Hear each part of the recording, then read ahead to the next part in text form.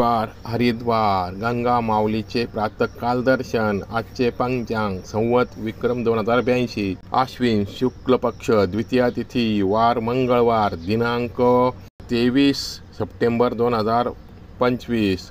नक्षत्र हस्त नक्षत्र योग ब्रह्मा करण बालव चंद्र राशी कन्या राहू काळ दुपारी 3 वाजेपासून तर 4:51 पर्यंत।